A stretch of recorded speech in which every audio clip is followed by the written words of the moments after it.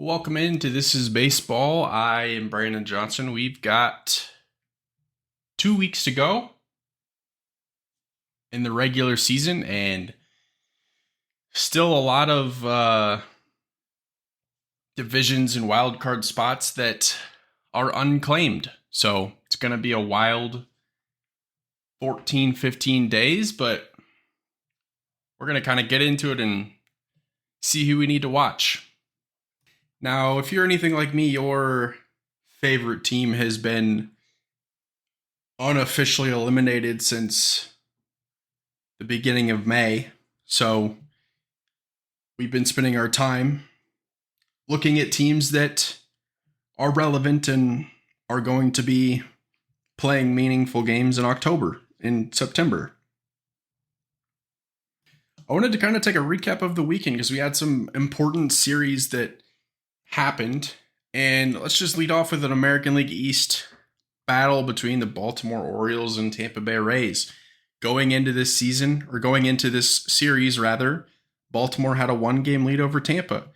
Tampa took game 1 on Friday, and Baltimore took the games on Saturday and Sunday. So after the weekend, Baltimore is 2 games up on Tampa, and still got a lot of pressure coming down the stretch from Tampa. It's not going to be a cakewalk for Baltimore, but that was Tampa Bay's last chance head-to-head against Baltimore. So Tampa's going to have to win ball games and really rely on other teams to take care of business for them in order to win the American League East.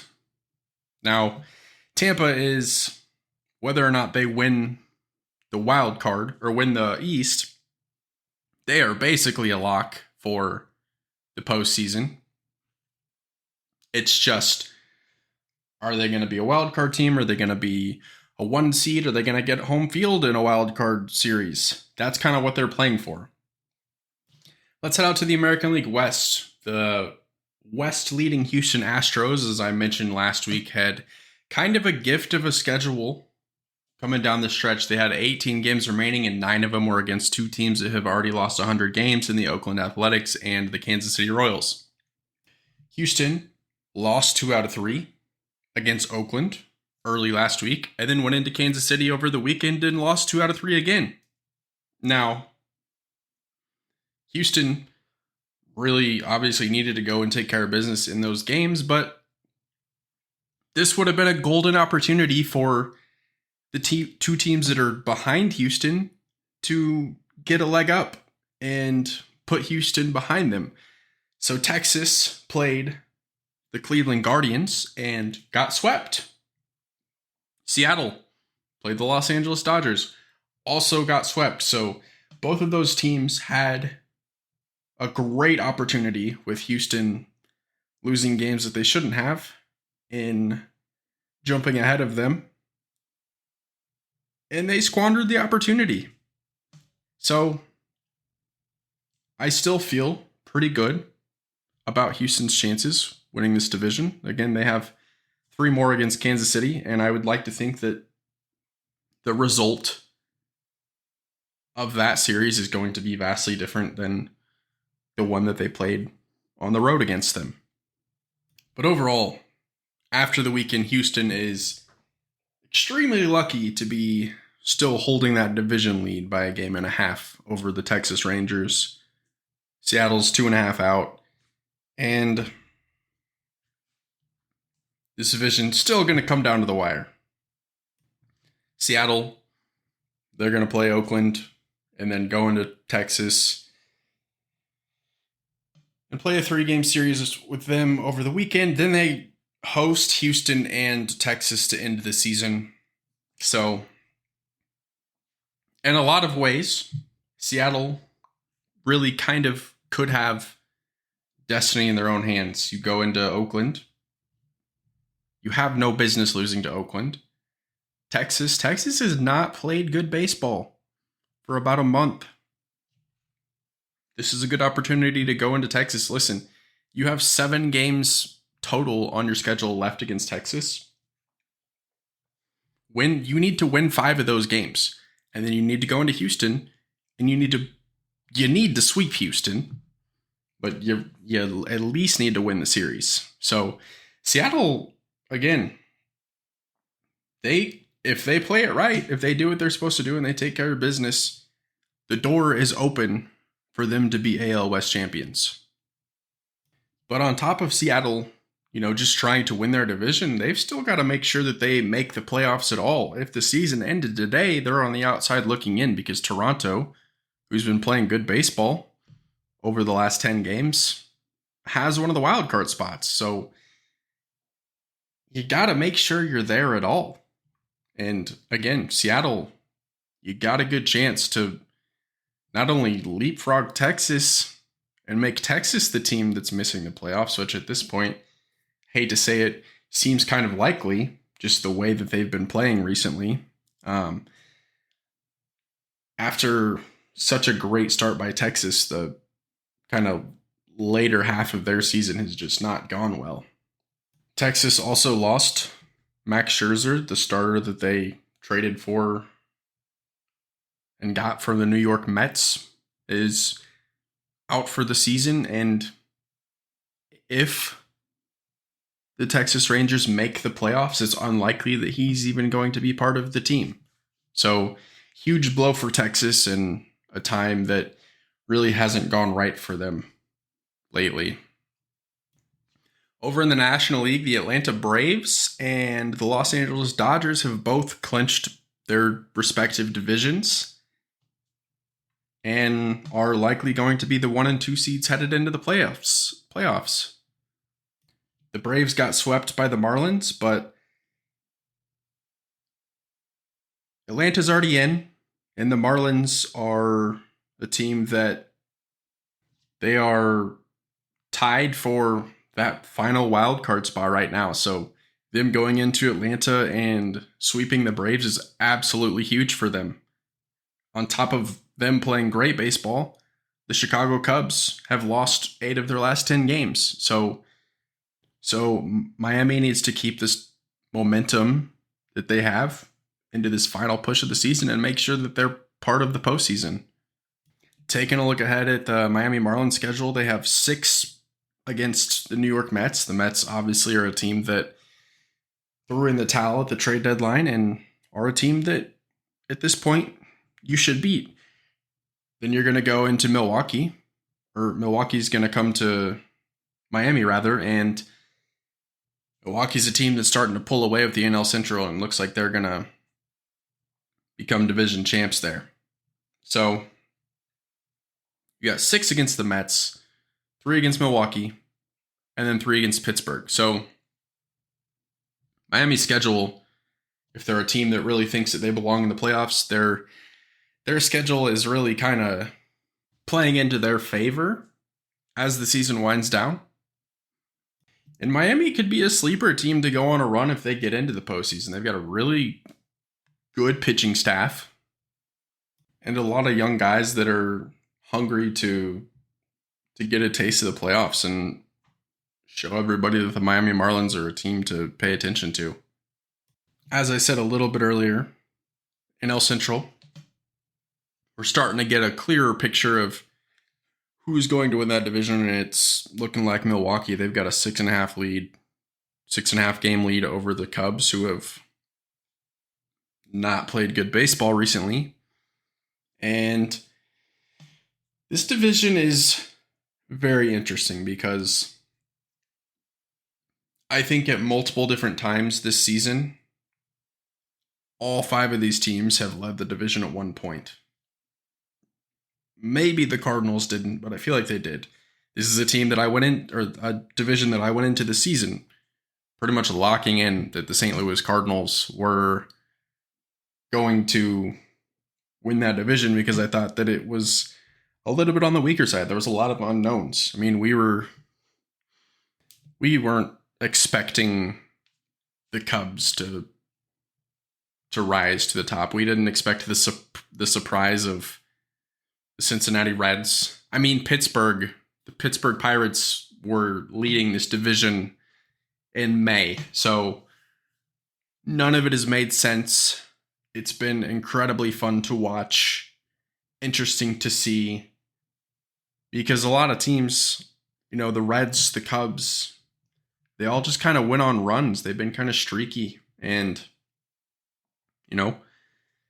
Milwaukee, again, just a perennial playoff contender, an organization that is incredibly consistent, and they have one of the best front offices in baseball. They have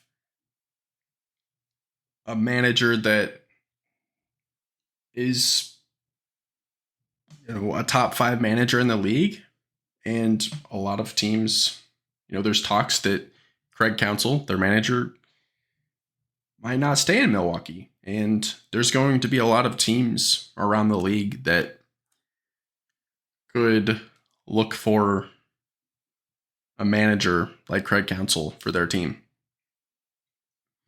Because while he has not won a World Series, he has done things with the Milwaukee Brewers that a lot of teams couldn't even fathom doing.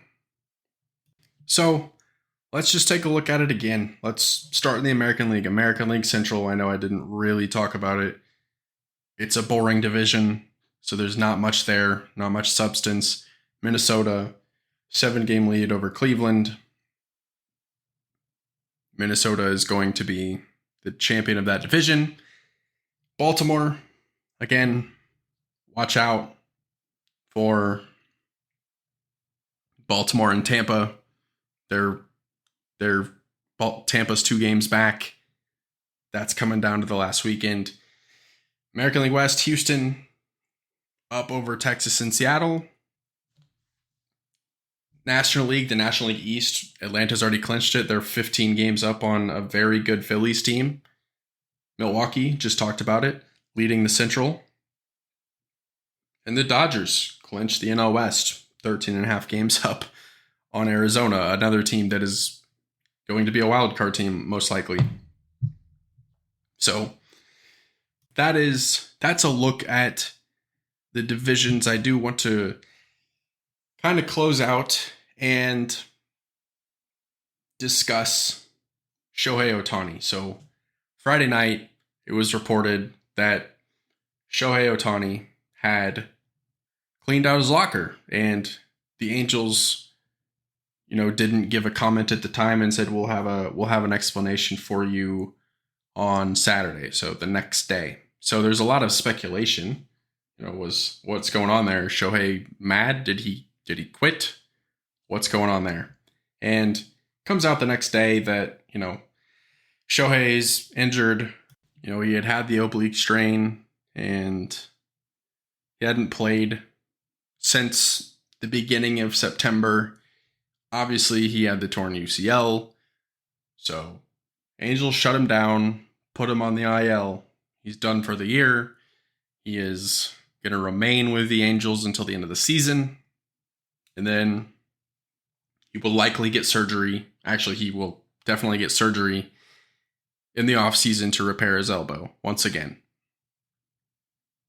And my first thought with the Angels, not to pour salt on a wound, but they just mismanaged this Shohei Ohtani walk year. You should have known, I get it. We have one of the greatest talents in the league. We have Mike Trout. We feel like we could maybe make a run and get into the postseason because this is likely going to be our last chance. And they went all in on the deadline to make that push, and then they were terrible. And you just missed out on an opportunity to trade Shohei Ohtani and get a generational trade deadline package in return for a rental player. I think any team that was in contention would have said, what do you want to get Shohei Ohtani on our team? And, if you are any of those other teams, you're glad that the Angels kept him because he did end up with multiple injuries, and he would have been a non-factor on your team anyway, and you would have given up a lot for getting no productivity in return. Now, I don't think that this is going to impact Shohei Ohtani's free agency all that much. I guess there's a chance that maybe a team doesn't sign him this offseason just because he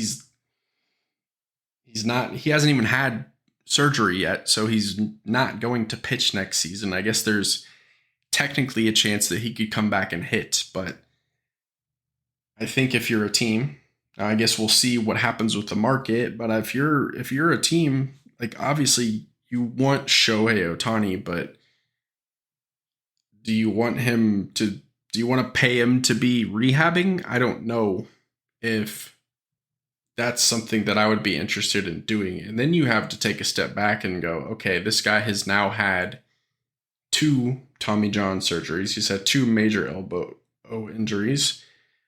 Obviously, he's a great pitcher when he's healthy, but, can he be the same guy that he was after a second surgery? Can he still be productive, be a top of the line pitcher?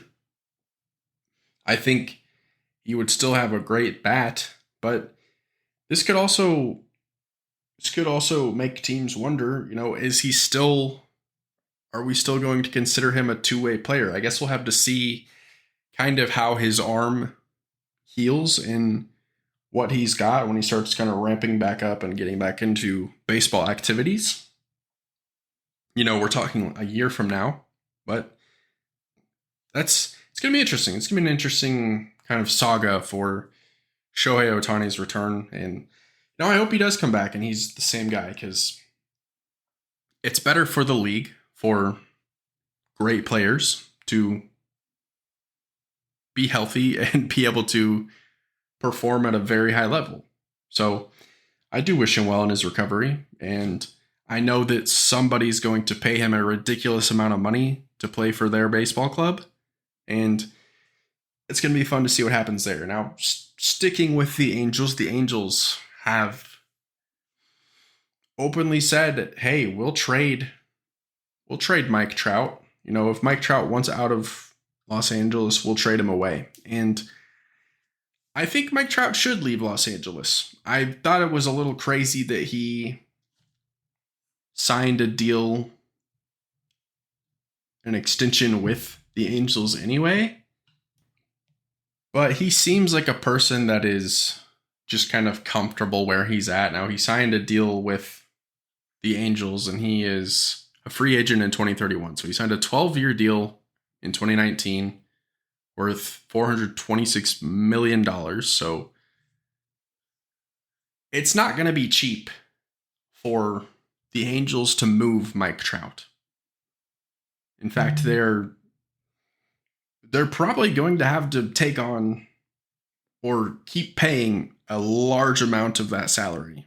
And that's on them for signing a player like that and then turning around and deciding that they don't want to do it. I think that the Angels are about to go into just full rebuild mode. I don't want to say tank mode, but I think that they're going to just start from square one and try again.